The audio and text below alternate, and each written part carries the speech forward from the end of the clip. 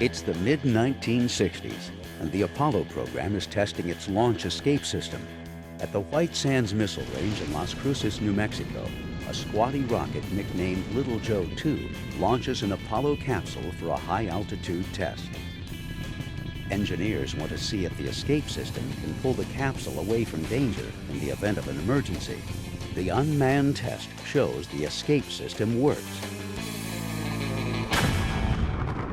Years later, an escape system was used for real on a Russian Soyuz rocket. When spilt fuel caught fire on the launch pad, an escape rocket pulled the crew away from the hazard, saving their lives.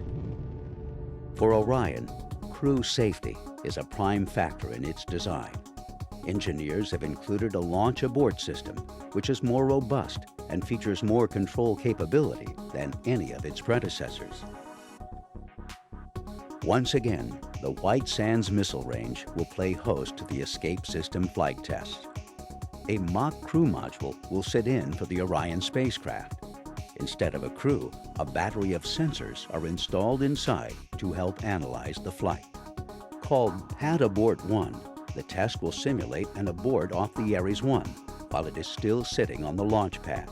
Because an abort must happen quickly, the entire test will take place in a matter of seconds.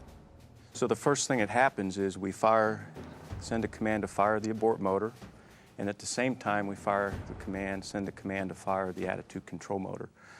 So right off the bat, we put out 500,000 pounds of thrust, and in the first 2 seconds we accelerate to about Mach 0.6.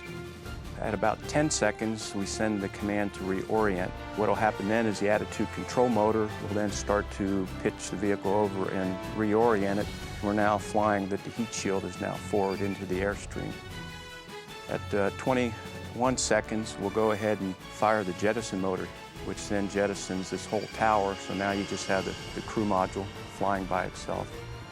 23 seconds, we'll then jettison the forward bay cover. And then 2 seconds later, at 25 seconds, we'll deploy the drogue chutes. And then for the next 50 seconds, we're basically descending in stable flight under the 3 main parachutes.